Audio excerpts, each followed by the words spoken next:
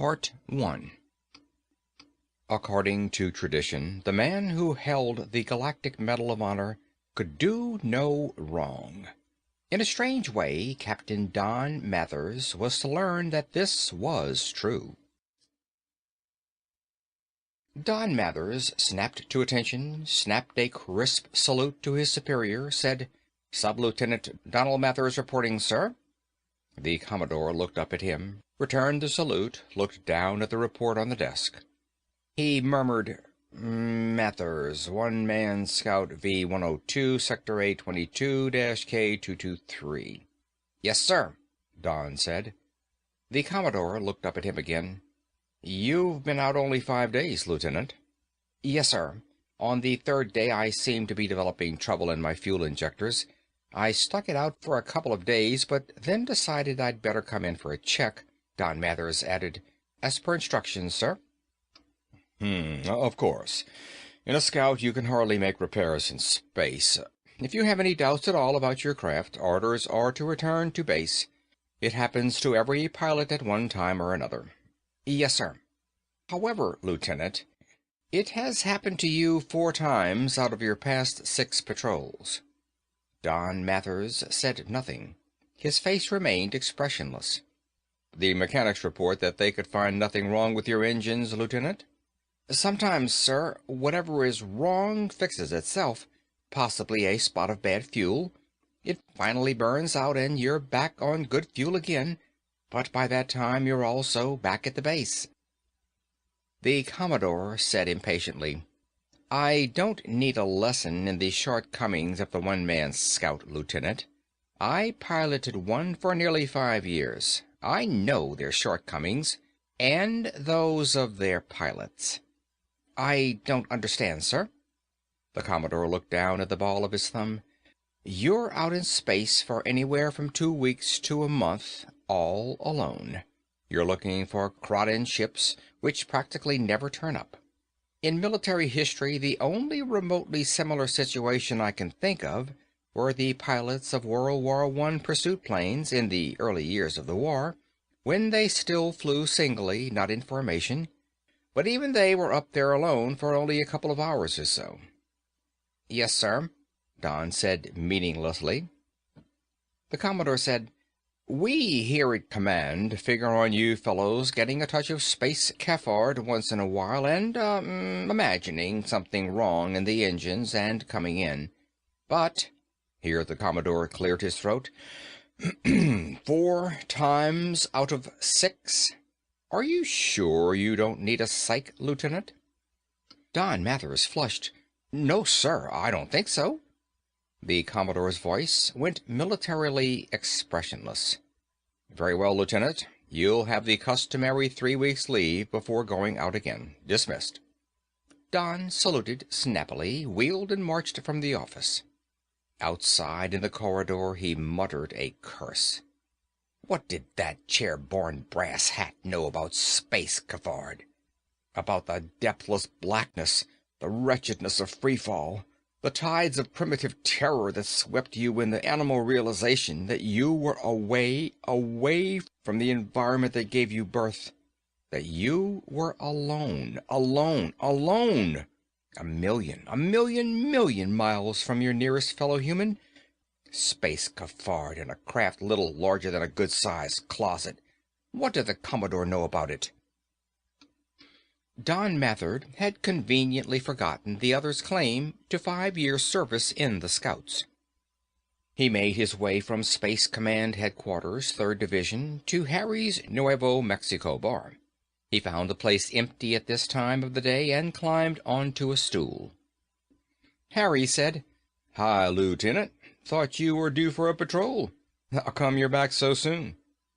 Don said coldly, "You prying into security subjects, Harry?" "Well, gee, no, Lieutenant. You know me. I know all the boys. I was just making conversation." "Look, how about some more credit, Harry? I don't have any pay coming up for a week." "Why, sure. I got a boy on the light cruiser New Taos. Any spaceman's credit is good with me. What'll it be?" "Tequila." Tequila was the only concession the Nuevo Mexico bar made to its name. Otherwise, it looked like every other bar had looked in every land and in every era. Harry poured, put out lemon and salt. Harry said, "You hear the news this morning?" "No, I just got in." "Colin Casey died." Harry shook his head. "Only man in the system that held the Galactic Medal of Honor. Presidential proclamation. Everybody in the system is to hold 5 minutes of silence for him at 2 o'clock Sol time. You know how many times that medal's been awarded, Lieutenant?" Before waiting for an answer, Harry added, "Just 36 times." Don added dryly, 28 of them posthumously. "Yeah," Harry, leaning on the bar before his sole customer, added in wonder. "But imagine, the Galactic Medal of Honor, the bearer of which can do no wrong. Imagine! You come to some town, walk into the biggest jewelry store, and pick up a diamond bracelet, and walk out, and what happens?" Don growled. "The jewelry store owner would be over-reimbursed by popular subscription, and probably the mayor of the town would write you a letter thanking you for honoring his fair city by deigning to notice one of the products of its shops. Just like that." "Yeah," Harry shook his head and continued on. "And imagine, if you shoot somebody you don't like, you wouldn't spend even a single night in the Nick." Don said, "If you held the Medal of Honor, you wouldn't have to shoot anybody. Look, Harry, mind if I use the phone?" "Go right ahead, Lieutenant." Diane Fuller was obviously in the process of packing when the screen summoned her. She looked into his face and said, surprised, "Why, Don, I thought you were on patrol." "Yeah, I was. However, something came up." She looked at him, a slight frown on her broad, fine forehead. "Again?" He said impatiently, "Look, I called you to ask for a date. You're leaving for Callisto tomorrow. It's our last chance to be together. There's something in particular I wanted to ask you, Di." She said, a touch irritated, "I'm packing, Don. I simply don't have time to see you again. I thought we said our goodbyes 5 days ago." "This is important, Di." She tossed the 2 sweaters she was holding into a chair or something off-screen and faced him, her hands on her hips. "No, it isn't, Don. Not to me, at least. We've been all over this. Why keep torturing yourself? You're not ready for marriage, Don. I don't want to hurt you, but you simply aren't. Look me up, Don, in a few years." "Di, just a couple of hours this afternoon." Diane looked him full in the face and said, "Colin Casey finally died of his wounds this morning. The President has asked for 5 minutes of silence at 2 o'clock, Don. I plan to spend that time here alone in my apartment, possibly crying a few tears for a man who died for me and the rest of the human species under such extreme conditions of gallantry that he was awarded the highest honor of which man has ever conceived. I wouldn't want to spend that 5 minutes while on a date with another member of my race's armed forces who has deserted his post of duty." Don Mathers turned, after the screen had gone blank, and walked stiffly to a booth. He sank onto a chair and called flatly to Harry, "Another tequila. A double tequila. And don't bother with that lemon and salt routine." An hour or so later, a voice said, "You Sub-Lieutenant Donald Mathers?" Don looked up and snarled, "So what? Go away." There were 2 of them, twins, or could have been, empty of expression, heavy of build. The kind of men fated to be ordered around at the pleasure of those with money or brains, none of which they had or would ever have. The one who had spoken said, "The boss wants to see you." "Who the hell is the boss?" "Maybe he'll tell you when he sees you," the other said, patiently and reasonably. "Well, go tell the boss he can go to the—" The second of the 2 had been standing silently, his hands in his greatcoat pockets. Now he brought his left hand out and placed a bill before Don Mathers. "The boss said to give you this." It was a 1,000-unit note. Don Mathers had never seen a bill of that denomination before, nor one of half that. He pursed his lips, picked it up, and looked at it carefully. Counterfeiting was a long-lost art. It didn't even occur to him that it might be false. "All right," Don said, coming to his feet. "Let's go see the boss. I haven't anything else to do, and his calling card intrigues me." At the curb, one of them summoned a cruising cab with his wrist screen, and the three of them climbed into it. The one who had given Don the large denomination bill dialed the address, and they settled back. "So what does the boss want with me?" Don asked. They didn't bother to answer. The Interplanetary Lines building was evidently their destination. The car whisked them up to the penthouse which topped it, and they landed on the terrace. Seated in beach chairs, an auto bar between them, were two men. They were both in their middle years. The impossibly corpulent one Don Mathers vaguely recognized. From a newscast? From a magazine article? The other could have passed for a video stereotype villain, complete to the built-in sneer. Few men in actuality either look or act or sound like the conventional villain. This was an exception, Don decided. He scowled at them. "I suppose one of you is the boss?" he said. "That's right," the fat one grunted. He looked at Don's two escorts. "Scotty, you and Rogers take off." They got back into the car and left. The vicious-faced one said, "This is Mr. Lawrence Demming. I am his secretary." Demming puffed. "Sit down, Lieutenant. What'll you have to drink? My secretary's name is Rostoff, Max Rostoff. Now we all know each other's names, that is assuming you're Sub-Lieutenant Donald Mathers." Don said, "Tequila." Max Rostoff dialed the drink for him, and, without being asked, another cordial for his employer. Don placed Demming now. Lawrence Demming, billionaire. Robber baron he might have been branded in an earlier age. Transportation baron of the solar system. Had he been a pig, he would have been butchered long ago. He was going unhealthily to Greece. Rostoff said, "You have identification?" Don Mathers fingered through his wallet, brought forth his ID card. Rostoff handed him his tequila, took the card, and examined it carefully, front and back. Demming huffed and said, "Your color insignia tells me you pilot a scout. What sector do you patrol, Lieutenant?" Don sipped at the fiery Mexican drink, looked at the fat man over the glass. "That's military information, Mr. Demming." Demming made a move with his plump lips. "Did Scotty give you a 1,000-unit note?" He didn't wait for an answer. "You took it. Either give it back or tell me what sector you patrol, Lieutenant." Don Mathers was aware of the fact that a man of Demming's position wouldn't have to go to overmuch effort to acquire such information. Anyway, it wasn't of particular importance.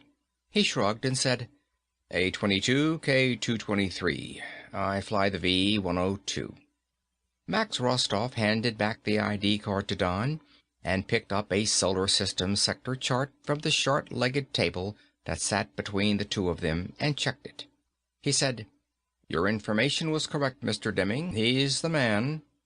Demming shifted his great bulk in his beach chair, sipped some of his cordial, and said, "Very well. How would you like to hold the Galactic Medal of Honor, Lieutenant?" Don Mathers laughed. "How would you?" he said. Demming scowled. "I'm not jesting, Lieutenant Mathers. I never jest. Obviously, I am not of the military. It would be quite impossible for me to gain such an award. But you are the pilot of a scout. And I've got just about as much chance of winning the Medal of Honor as I have of giving birth to triplets." The transportation magnate wiggled a disgustingly fat finger at him. "I'll arrange for that part of it?" Don Mathers goggled him. He blurted finally, "Like hell you will. There's not enough money in the system to fiddle with the awarding of the Medal of Honor. There comes a point, Demming, when even your dough can't carry the load." Demming settled back in his chair, closed his eyes, and grunted. "Tell him." Max Rostov took up the ball. "A few days ago, Mr. Demming and I flew in from Io on one of the Interplanetary Line's freighters. As you probably know, they are completely automated. We were alone in the craft." So, without invitation, Don Mathers leaned forward and dialed himself another tequila. He made it a double this time. A feeling of excitement was growing within him, and the drinks he'd had earlier had worn away. Something very big, very, very big was developing. He hadn't the vaguest idea what. "Lieutenant, how would you like to capture a Kraden light cruiser? If I'm not incorrect, probably Miro class." Don laughed nervously, not knowing what the other was at, but still feeling the growing excitement. He said, "In all the history of the war between our species, we've never captured a Kraden ship intact. It'd help a lot if we could. This one isn't exactly intact, but nearly so." Don looked from Rostov to Demming and then back. "What in the hell are you talking about?" "In your sector," Rostov said, "we ran into a derelict Miro-class cruiser. The crew, repulsive creatures, were all dead, some 30 of them. Mr. Demming and I assumed that the craft had been hit during one of the actions between our fleet and theirs, and that somehow both sides had failed to recover the wreckage. At any rate, today it is floating, abandoned of all life, in your sector," Rostov added softly. "One has to approach quite close before any signs of battle are evident. The ship looks intact." Demming opened his eyes again and said, "And you're going to capture it?" Don Mathers bolted his tequila, licked a final drop from the edge of his lip. "And why should that rate the most difficult decoration to achieve that we've ever instituted?" "Because," Rostov told him, his tone grating mockery, "you're going to radio in reporting a Miro-class Kraden cruiser. We assume your superiors will order you to stand off, that help is coming. Your tiny scout isn't large enough to do anything more than to keep the enemy under observation until a squadron arrives. But you will radio back that they are escaping, and that you plan to attack. When your reinforcements arrive, Lieutenant, you will have conquered the Kraden single-handed against odds of, what would you say, 50 to 1? Don Mathers' mouth was dry, his palms moist. He said, "A one-man scout against a Miro-class cruiser? At least 50 to 1, Mr. Rostov. At least." Demming grunted. "There would be little doubt of you getting the Galactic Medal of Honor, Lieutenant. Especially since Colin Casey is dead and there isn't a living bearer of the award. Max, another drink for the lieutenant." Don said, "Look, why? I think you might be right about getting the award, but why? And why me? And what's your percentage?" Demming muttered, "Now we get to the point." He settled back in his chair again and closed his eyes while his secretary took over. Max Rostov leaned forward, his wolfish face very serious. "Lieutenant, the exploitation of the Jupiter satellites is in its earliest stages. There is every reason to believe that the new sources of radioactives on Callisto alone may mean the needed power edge that can give us the victory over the Kradens. Whether or not that is so, someone is going to make literally billions out of this new frontier. I still don't see. Lieutenant Mathers, Rostov said patiently, the bearer of the Galactic Medal of Honor is above law. He carries with him an unalienable prestige of such magnitude that, well, let me use an example. Suppose a bearer of the Medal of Honor formed a stock corporation to exploit the pitch blende of Callisto. How difficult would it be for him to dispose of the stock? Demming grunted. And suppose there were a few, crossed wires in the manipulation of the corporation's business? He sighed deeply. Believe me, Lieutenant Mathers, there are an incredible number of laws which have accumulated down through the centuries to hamper the businessman. It is a continual fight to be able to carry on it all. The ability to do no legal wrong would be priceless in the development of a new frontier. He sighed again, so deeply as to make his bulk quiver. Priceless. Rostov laid it on the line, his face a leer. We are offering you a three-way partnership, Mathers. You, with your Medal of Honor, are our front man. Mr. Demming supplies the initial capital to get underway, and he twisted his mouth with evil self-satisfaction. I was present when the Kraden ship was discovered, and so I'll have to be cut in. I'll supply the brains. Demming grunted his disgust, but added nothing. Don Mathers said slowly, looking down at the empty glass he was twirling in his fingers, Look, we're up to our necks in a war to the death with the Kradens. In the long run, it's either us or them. At a time like this, you're suggesting that we fake an action that will eventually enable us to milk the new satellites to the tune of billions? Demming grunted meaninglessly. Don said, The theory is that all men, all of us, ought to have our shoulders to the wheel. This project sounds to me like throwing rocks under it. Demming closed his eyes. Rostov said, Lieutenant, it's a dog-eat-dog society. If we eventually lick the Kradens, one of the very reasons will be because we're a dog-eat-dog society. Every man for himself and the devil take the hindmost. Our apologists dream up some beautiful gobbledygook phrases for it, such as free enterprise, but actually, it's dog-eat-dog. Surprisingly enough, it works, or at least has so far. Right now, the human race needs the radioactives of the Jupiter satellites. In acquiring them, somebody is going to make a tremendous amount of money. Why shouldn't it be us? Why not, if you or we can do it honestly? Demming's grunt was nearer a snort this time. Rostov said sourly, Don't be naive, Lieutenant. Whoever does it is going to need little integrity. You don't win in a sharper's card game by playing your cards honestly. The biggest sharper wins. We've just found a joker somebody dropped on the floor. If we don't use it, we're suckers.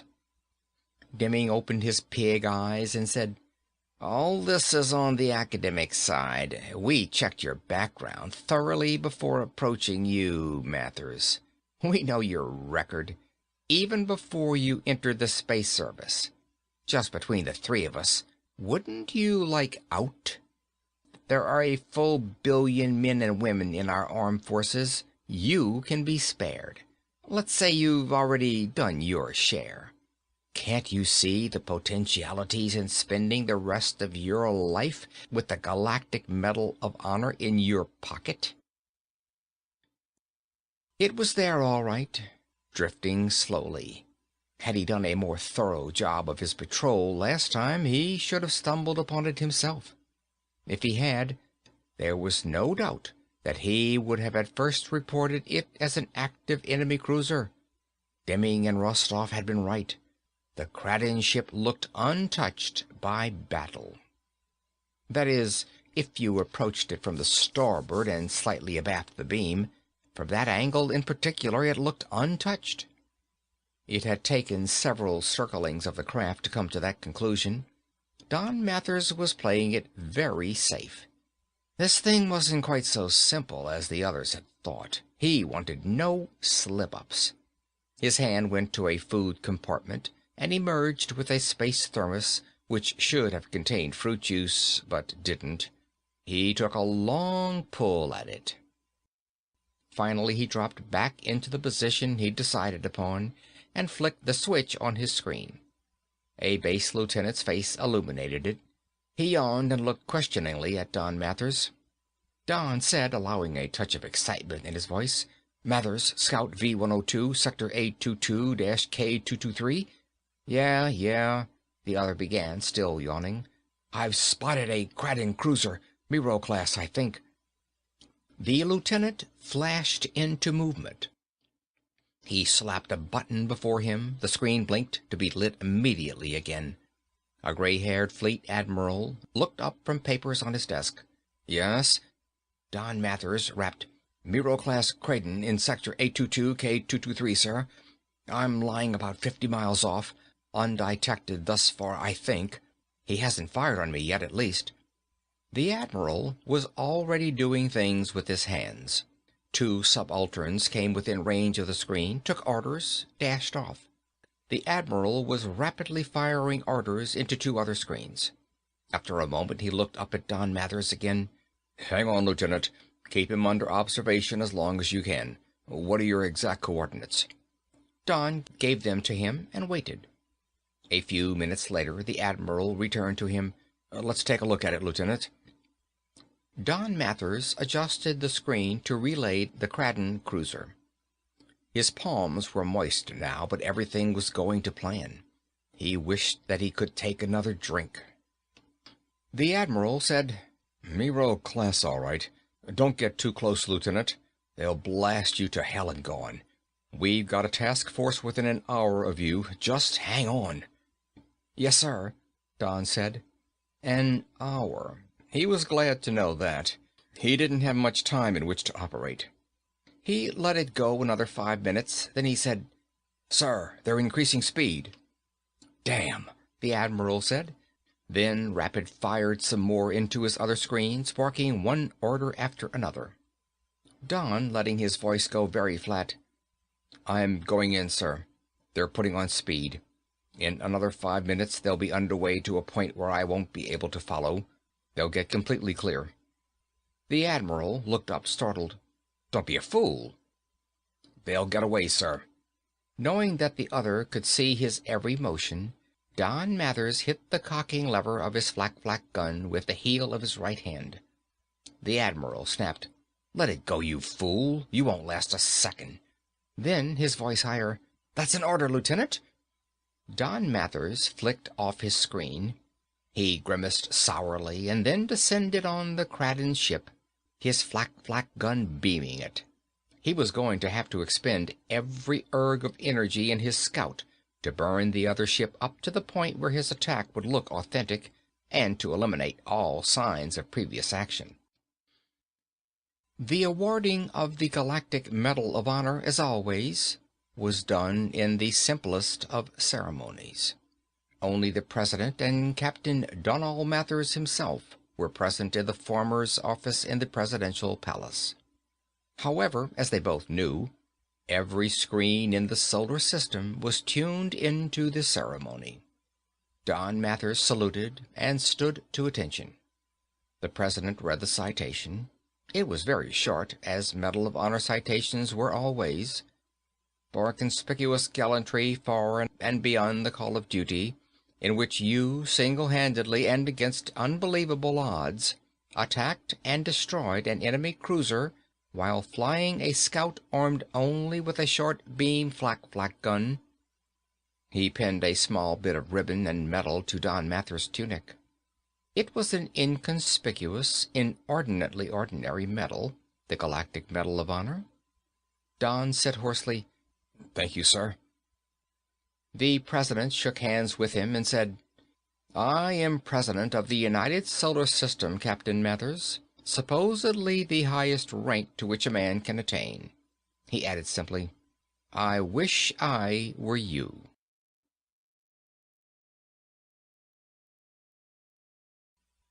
Part 2. Afterwards, alone in New Washington, and wanting to remain alone, Don Mathers strolled the streets for a time, bothered only occasionally when someone recognized his face and people would stop and applaud. He grinned inwardly. He had a suspicion already that after a time he'd get used to it and weary to death of it, but right now it was still new and fun. Who was the flyer way back in history, the one who first flew the Atlantic in a propeller-driven aircraft? His popularity must have been something like this. He went into O'Donnell's at lunchtime, and as he entered, the orchestra broke off the popular tune they were playing and struck up the interplanetary anthem. The manager himself escorted him to his table and made suggestions as to the specialties and the wine. When he first sat down, the other occupants of the restaurant, men and women, had stood and faced him and applauded. Don flushed. There could be too much of a good thing. After the meal, a fantastic production, Don finished his cigar and asked the head waiter for his bill, reaching for his wallet. The other smiled. Captain, I am afraid your money is of no value in O'Donnell's. Not for just this luncheon, but whenever you honor us. The head waiter paused and added, In fact, Captain, I doubt if there is a restaurant in the solar system where your money holds value, or that there will ever be. Don Mathers was taken aback. He was only beginning to realize the ramifications of his holding his Galactic Medal of Honor. At Space Command Headquarters, 3rd Division, Don came to attention before the Commodore's desk and tossed the other a salute. The Commodore returned it snappily and leaned back in his chair. Take a seat, Captain. Nice to see you again, he added pleasantly. Where in the world have you been? Don Mathers slumped into a chair, said wearily, On a bust. The bust to end all busts. The Commodore chuckled. Don't blame you, he said. It was quite a bust, Don said. Well, the Commodore chuckled again. I don't suppose we can throw you in the guardhouse for being a WOL, not in view of your recent decoration. There was nothing to say to that. By the way, the Commodore said, I haven't had the opportunity to congratulate you on your Kraden. That was quite a feat, Captain. Thank you, sir, Don said modestly. Rather foolish of me, I suppose. Very much so. On such foolishness are heroic deeds based. The Commodore looked at him questioningly. You must have had incredible luck. The only way we've been able to figure it was that his detectors were on the blink. That may be what happened. Yes, sir, Don nodded quickly. That's the way I figure it, and my first blast must have disrupted his fire control or something. The Commodore said, He didn't get in any return fire at all? A few blasts, but by that time I was in too close and moving too fast. Fact of the matter is, sir, I don't think they ever recovered from my first beaming of them. No, I suppose not, the Commodore said musingly. It's a shame you had to burn them so badly. We've never recovered a Kraden ship in good enough shape to give our techs something to work on. It might make a basic difference in the war, particularly if there was something aboard that'd give us some indication of where they were coming from. We've been fighting this war in our backyard for a full century. It would help if we could get into their backyard for a change. It's problematic how long we'll be able to hold them off at this rate. Don Mathers said uncomfortably, Well, it's not as bad as all that, sir. We've held them this far. His superior grunted. We've held them this far because we've been able to keep out enough patrol ships to give us ample warning when one of their task forces come in. Do you know how much fuel that consumes, Captain? Well, I know it's a lot. So much so that Earth's industry is switching back to petroleum and coal. Every ounce of radioactives is needed by the fleet. Even so, it's just a matter of time. Don Mathers pursed his lips. I didn't know it was that bad. The Commodore smiled sourly at him. I'm afraid I'm being a wet blanket thrown over your big bust of a celebration, Captain. Tell me, how does it feel to hold the system's highest award? Don shook his head, marveling. Fantastic, sir.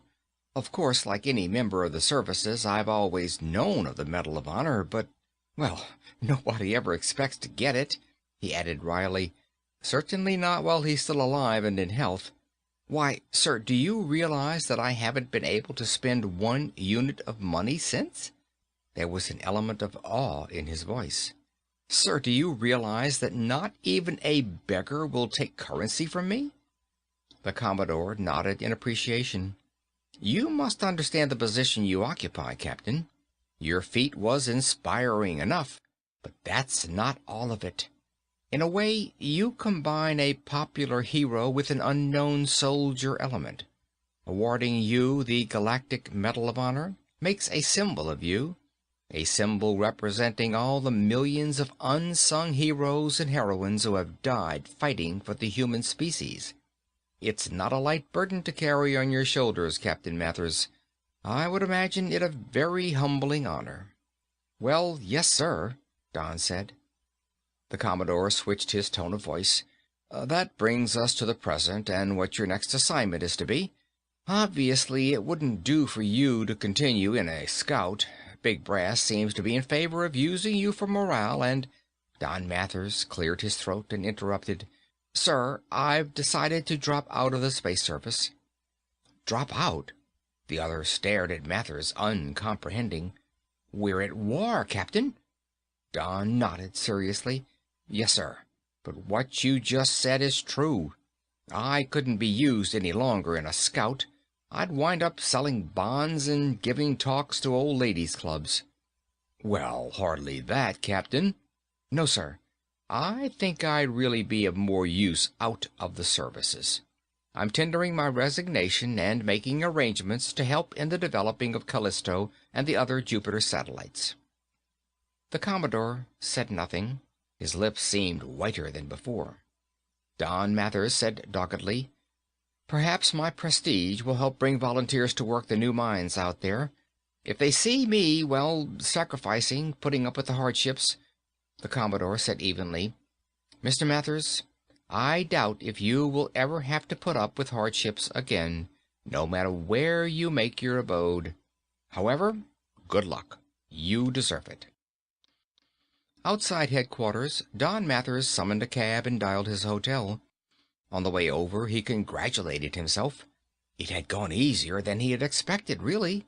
Although, come to think of it, there wasn't a damn thing that the brass could do. He had to laugh to himself. Imagine if he'd walked in on the Commodore a month ago and announced that he was going to drop out of the space service. He would have been dropped all right. Right into the lap of a squadron of psycho-experts. At the hotel, he shucked his uniform, an action which gave him considerable gratification, and dressed in one of the scores of civilian costumes that filled his closets to overflowing. He took pleasure in estimating what this clothing must have cost in terms of space service pay for a sub-lieutenant or even a captain. Years, my boys, years. He looked at himself in the dressing-room mirror with satisfaction, then turned to the auto bar and dialed himself a stone-age-old Metaxa. He'd lost his taste for the plebeian tequila in the last few days. He held the old Greek brandy in the light and wondered pleasurably what the stuff cost per pony glass. Happily, he'd never have to find out. He tossed the drink down and, whistling, took his private elevator to the garages in the second level of the hotel's basement floors. He selected a limousine and dialed the Interplanetary Lines building. He left the car at the curb before the main entrance, ignoring all traffic regulations, and entered the building, still whistling softly and happily to himself. He grinned when a small crowd gathered outside and smiled and clapped their hands. He grinned and waved at them. A receptionist hurried to him, and he told her he wanted to see either Mr. Demming or Mr. Rostoff, and then when she offered to escort him personally, he noticed her pixie-like cuteness and said, "What are you doing tonight, miss?" Her face went pale. "Oh, anything, sir," she said weakly. He grinned at her. "Maybe I'll take you up on that if I'm not too busy." He had never seen anyone so taken aback. She said, all flustered, "I'm Tony Fitzgerald. You can just call this building and ask for me any time." "Maybe I'll do that," he smiled. "But now let's see Old Man Demming." That took her back, too. Aside from being asked for a date, if asked could be the term, by the system's greatest celebrity, she was hearing for the first time the interplanetary tycoon being called Old Man Demming. She said, "Oh, right this way, Captain Mathers." Don said, "Mr. Mathers now, I'm afraid. I have new duties." She looked up into his face. "You'll always be Captain Mathers to me, sir," she added softly and irrelevantly. "My two brothers were lost on the Minerva in that action last year off Pluto." She took a deep breath, which only stressed her figure. "I've applied 6 times for space service, but they won't take me." They were in an elevator now. Don said, "That's too bad, Tony. However, the space service isn't as romantic as you might think." "Yes, sir," Tony Fitzgerald said, her soul in her eyes. "You ought to know, sir." Don was somehow irritated. He said nothing further until they reached the upper stories of the gigantic office building. He thanked her after she turned him over to another receptionist. Don Mathers' spirits had been restored by the time he was brought to the door of Max Rostoff's office. His new guide evidently hadn't even bothered to check on the man's availability before ushering Mathers into the other's presence. Max Rostoff looked up from his desk, wolfishly aggressive looking as ever. "Why, Captain," he said, "how fine to see you again. Come right in. Martha, that will be all." Martha gave the interplanetary hero one more long look and then turned and left. As soon as the door closed behind her, Max Rostoff turned and snarled, "Where have you been, you rummy?"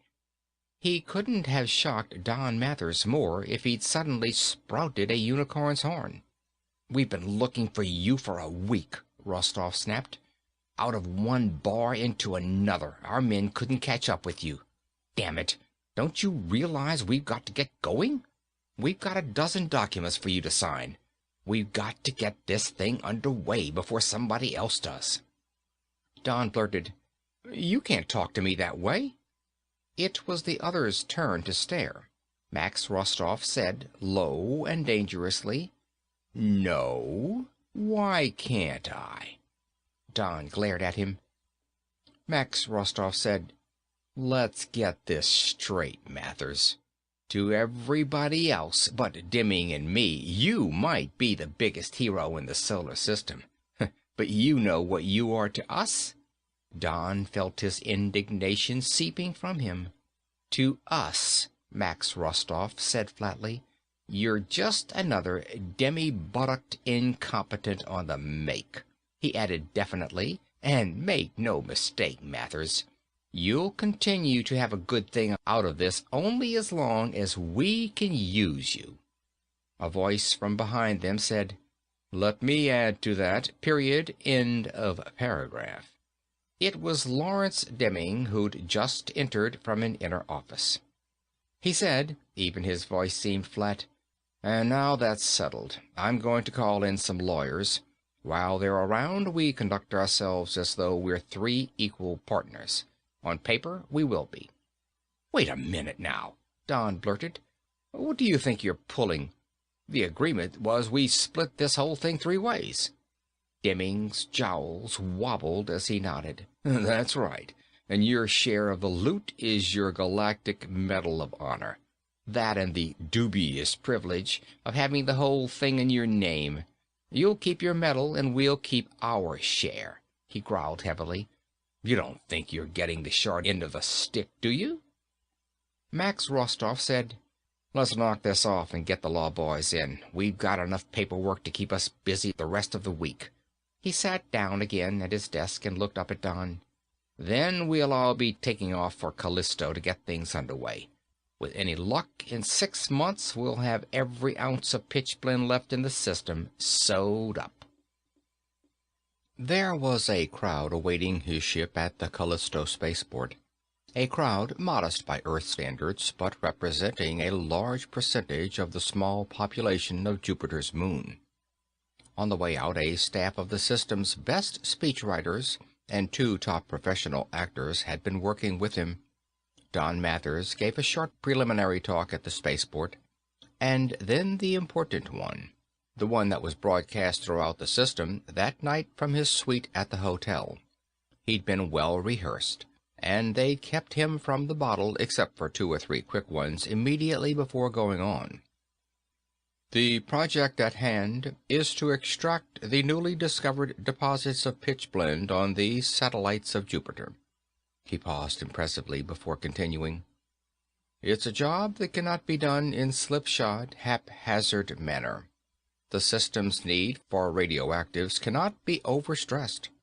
In short, fellow humans, we must allow nothing to stand in the way of all-out unified effort to do this job quickly and efficiently. My associates and I have formed a corporation to manage this crash program. We invite all to participate by purchasing stock. I will not speak of profits, fellow humans, because in this emergency we all scorn them. However, as I say, you are invited to participate. Some of the preliminary mining concessions are at present in the hands of individuals or small corporations. It will be necessary that these turn over their holdings to our single, all-embracing organization for the sake of efficiency. Our experts will evaluate such holdings and recompense the owners." Don Mathers paused again for emphasis.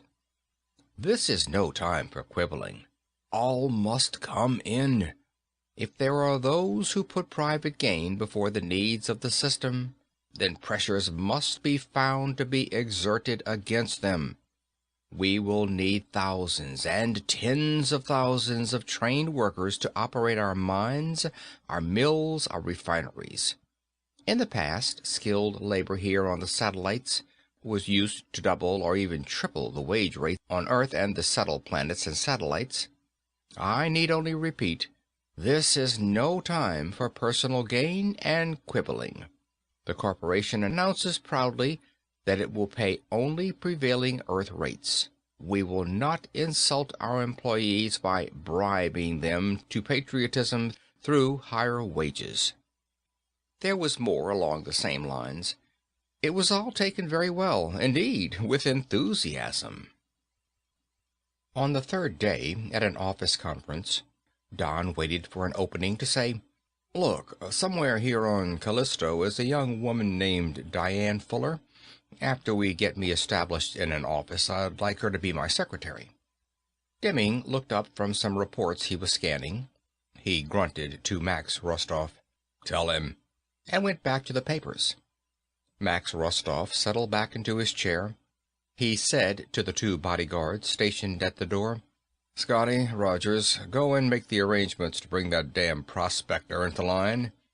When they were gone, Rostov turned back to Don Mathers. "You don't need an office, Mathers. All you need is to go back to your bottles.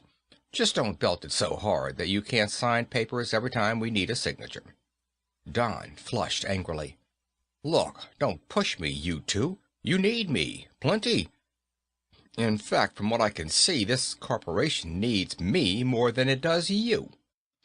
He looked scornfully at Demming. "Originally, the idea was that you put up the money." "What money?" "We have 51% of the stock in my name, but all the credit units needed are coming from sales of stock." He turned to Rostov.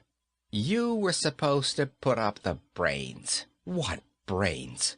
We've hired the best mining engineers, the best technicians to do their end, the best corporation executives to handle that end. You're not needed." Demming grunted amusement at the short speech, but didn't bother to look up from his perusal. Max Rostov's face had grown wolfishly thin in his anger.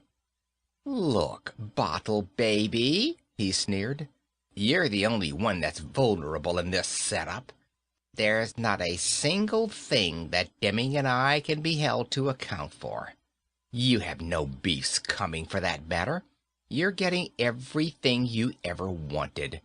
You've got the best suite in the best hotel on Callisto. You eat the best food the solar system provides. And most important of all to a rummy, you drink the best booze and as much of it as you want. What's more, unless either Demming or I go to the bother, you'll never be exposed. You'll live your life out being the biggest hero in the system." It was Don Mathers' turn to sneer. "What do you mean I'm the only one vulnerable? There's no evidence against me, Rostov, and you know it. Who'd listen to you if you sounded off? I burned that Kraden cruiser until there wasn't a sign to be found that would indicate it wasn't in operational condition when I first spotted it." Demming grunted his amusement again. Max Rostov laughed sourly. "Don't be an ass, Mathers. We took a series of photos of that derelict when we stumbled on it. Not only can we prove you didn't knock it out, we can prove that it was in good shape before you worked it over. I imagine the fleet technician would have loved to have seen the inner workings of that Kraden cruiser before you loused it up." Demming chuckled flatly. "I wonder what kind of a court-martial they give a hero who turns out to be a saboteur." He ran into her finally after he'd been on Callisto for nearly 8 months. Actually, he didn't remember the circumstances of their meeting.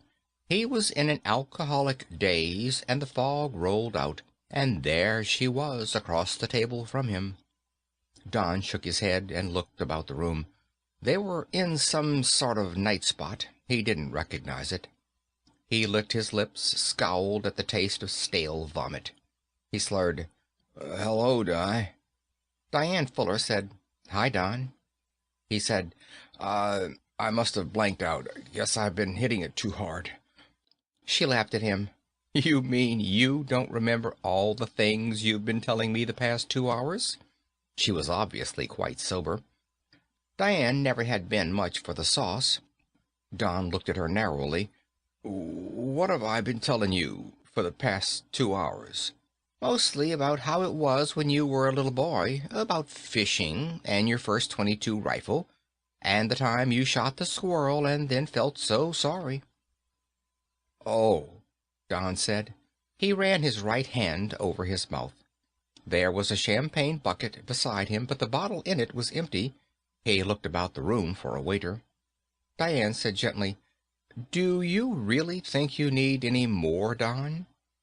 He looked across the table at her. She was as beautiful as ever. No, that wasn't right. She was pretty, but not beautiful. She was just a damn pretty girl, not one of these glamour items. Don said, "Look, I can't remember. Did we get married?" Her laugh tinkled. "Married? I only ran into you 2 or 3 hours ago." She hesitated before saying further, "I had assumed that you were deliberately avoiding me. Callisto isn't that big." Don Mathers said slowly, "Well, if we're not married, let me decide when I want another bottle of the grape, eh?" Diane flushed. "Sorry, Don." The head waiter approached, bearing another magnum of vintage wine. He beamed at Don Mathers. "Having a good time, sir?" "Okay," Don said shortly. When the other was gone, he downed a full glass, felt the fumes almost immediately. He said to Diane, "I haven't been avoiding you, Di. We just haven't met. The way I remember, the last time we saw each other back on Earth, You gave me quite a slap in the face. The way I remember, you didn't think I was hero enough for you." He poured another glass of the champagne. Di's face was still flushed. She said, her voice low, "I misunderstood you, Don. Even after your brilliant defeat of that Kraden cruiser, I admit, think I basically misunderstood you. I told myself that it could have been done by any pilot of a scout, given that 1 in a million break. It just happened to be you who made that suicide dive attack that succeeded. 1,000 other pilots might also have taken the 1,000,000 to 1 suicide chance rather than let the Kraden escape." "Yeah," Don said. Even in his alcohol, he was surprised at her words. He said gruffly, "Sure, anybody might have done it. Pure luck. But why'd you change your mind about me then? How come the switch of heart?" "Because of what you've done since, darling." He closed one eye, the better to focus. "Since?" He recognized the expression in her eyes, a touch of star gleam. That little girl back on Earth, the receptionist at the Interplanetary Lines building, she'd had it. In fact, in the past few months, Don had seen it in many feminine faces, and all for him. Diane said, "Instead of cashing in on your prestige, you've been devoting yourself to something even more necessary to the fight than bringing down individual Kraden cruisers." Don looked at her. He could feel a nervous tick beginning in his left eyebrow. Finally, he reached for the champagne again and filled his glass. He said, "You really go for this hero stuff, don't you?" She said nothing, but the starshine was still in her eyes. He made his voice deliberately sour. "Look, suppose I ask you to come back to my apartment with me tonight."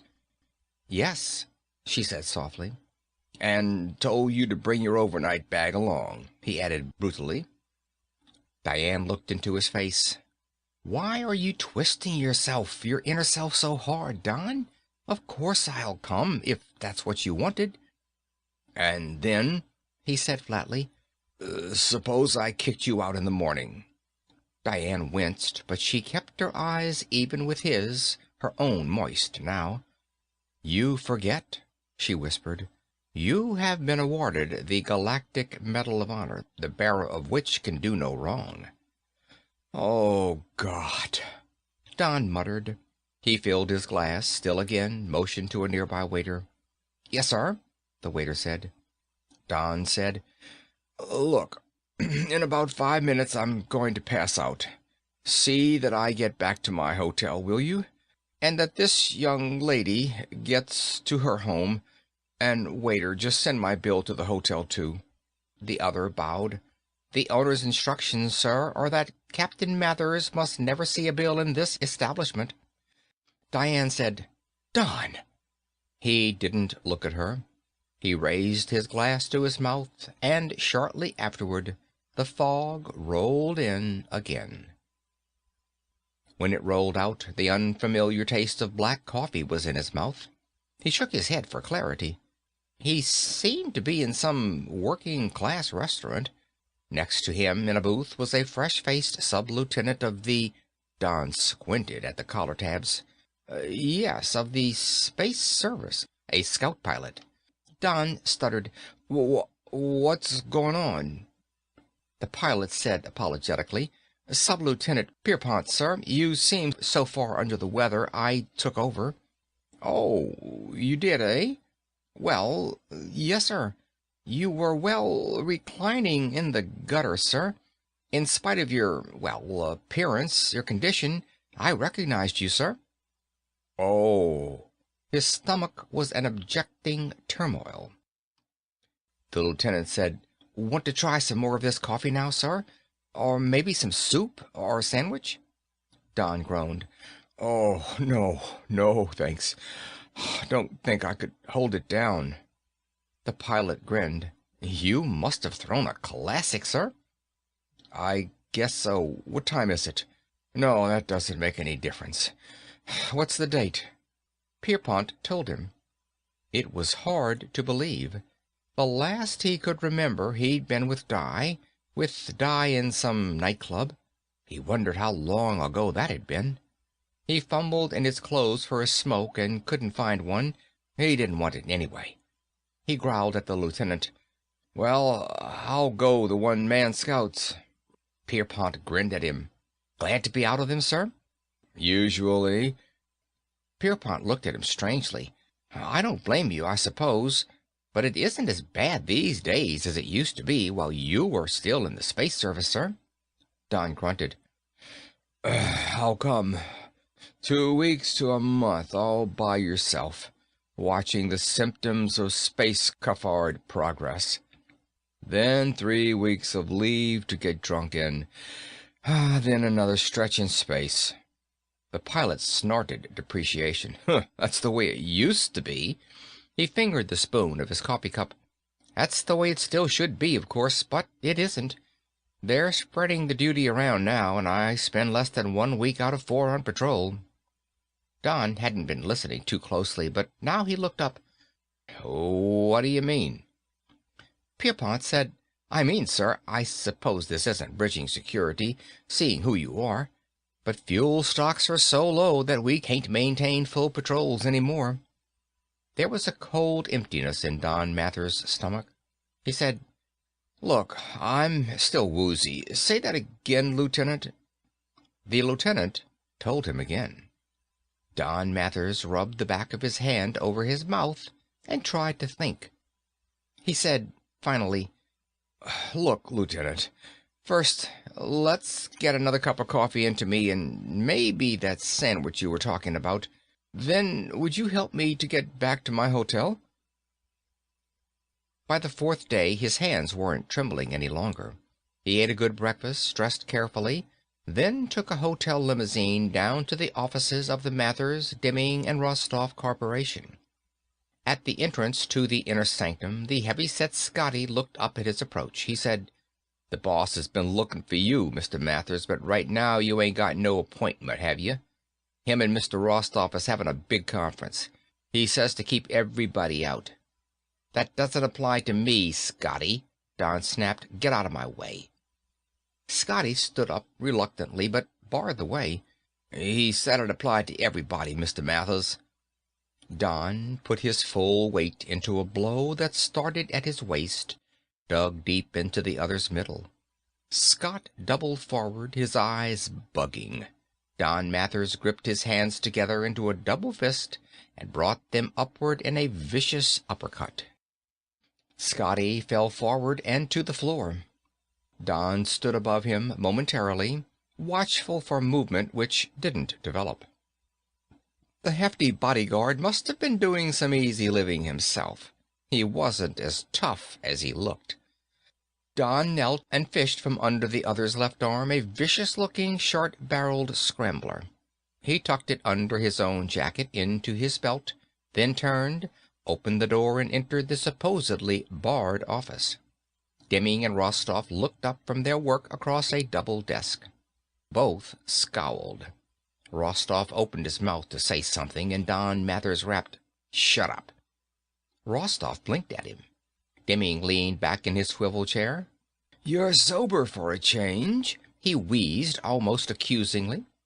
Don Mathers pulled up a stenographer's chair and straddled it, leaning his arms on the back. He said coldly, "Comes a point when even the lowest worm turns. I've been checking on a few things." Demming grunted amusement. Don said, "Space patrols have been cut far below the danger point." Rostoff snorted. "Is that supposed to interest us? That's the problem of the military and the government." "Oh, it interests us all right," Don growled. "Currently, Mathers, Demming, and Rostoff control probably 3/4 of the system's radioactives." Demming said in greasy satisfaction, "More like 4/5." "Why?" Don said bluntly. "Why are we doing what we're doing?" They both scowled, but another element was present in their expressions, too. They thought the question unintelligent.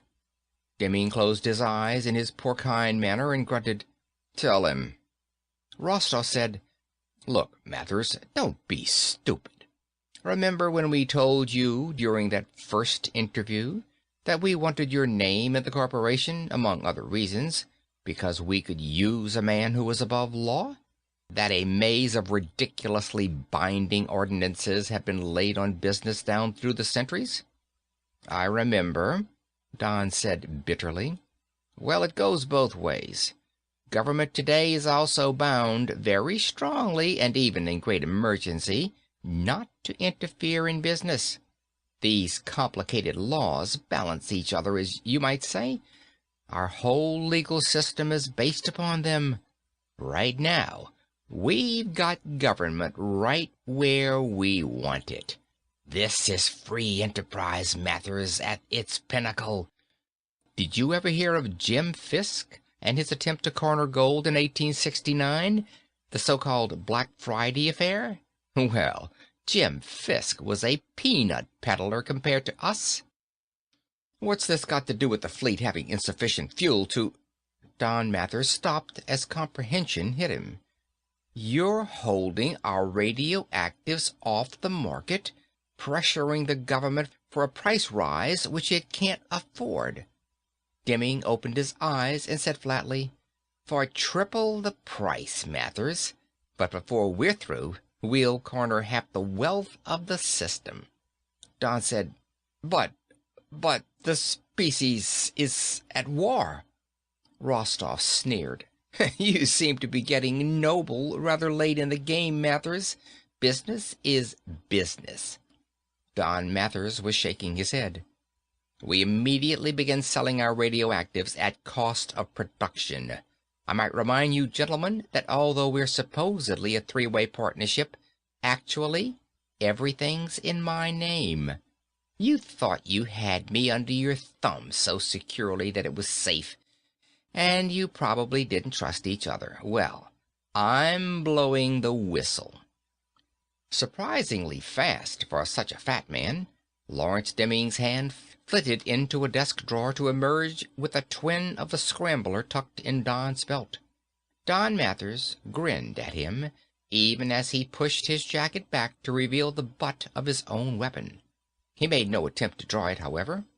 He said softly, "Shoot me, Demming, and you've killed the most popular man in the solar system. You'd never escape the gas chamber, no matter how much money you have. On the other hand, if I shoot you—" He put a hand into his pocket, and it emerged with a small, inordinately ordinary bit of ribbon and metal. He displayed it on his palm.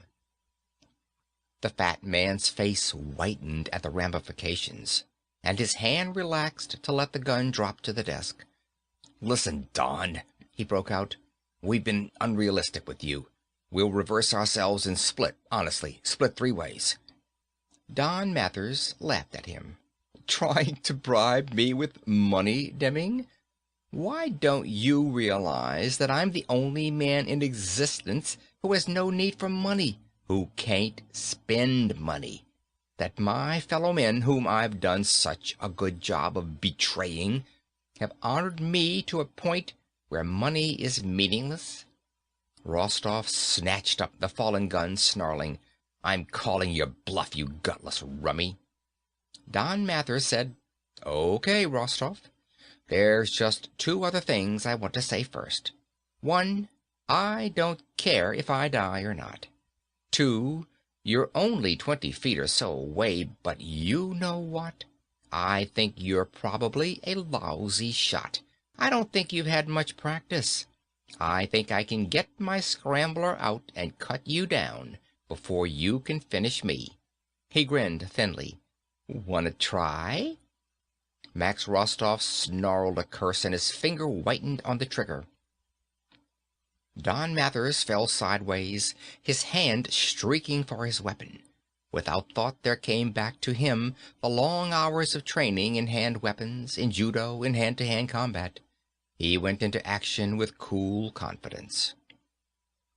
At the spaceport, he took a cab to the presidential palace. It was an auto cab, of course, and at the palace gates he found he had no money on him. He snorted wearily.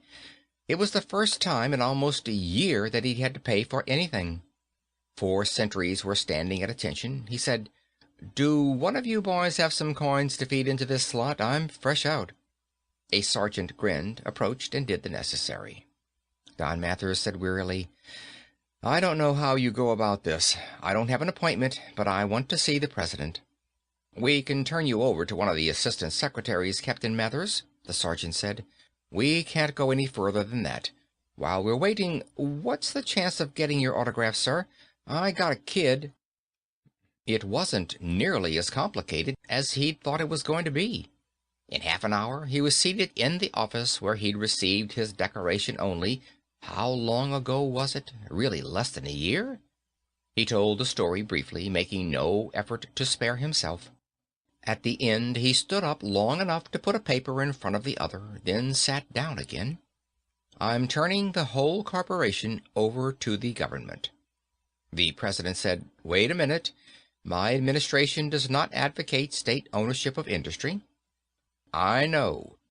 When the state controls industry, you only put the whole mess off one step. The question then becomes, who controls the state? However, I'm not arguing political economy with you, sir. You didn't let me finish. I was going to say, I'm turning it over to the government to untangle, even while making use of the inventories of radioactives. There's going to be a lot of untangling to do, reimbursing the prospectors and small operators who were blackjacked out of their holdings by our super corporation, reimbursing of the miners and the other laborers who were talked into accepting low pay in the name of patriotism." Don Mathers cut it short. "Oh, it's quite a mess." "Yes," the president said. "And you say Max Rostov is dead?" "That's right. And Demming off his rocker. I think he always was a little unbalanced, and the prospect of losing all that money, the greatest fortune ever conceived of, tipped the scales." The president said, "And what about you, Donald Mathers?" Don took a deep breath. "I wish I was back in the space services, frankly. Back where I was when all this started. However, I suppose that after my court-martial there won't be—" The president interrupted gently. "You seem to forget, Captain Mathers. You carry the Galactic Medal of Honor, the bearer of which can do no wrong." Don Mathers gaped at him. The president smiled, albeit a bit sourly. "It would hardly do for human morale to find out our supreme symbol of heroism was a phony, Captain. There will be no trial, and you will retain your decoration." "But I don't want it." "I'm afraid that is the cross you'll have to bear the rest of your life, Captain Mathers. I don't suppose it will be an easy one." His eyes went to a far corner of the room, but unseeingly. He said, after a long moment, "However, I am not so very sure about your not deserving your reward, Captain.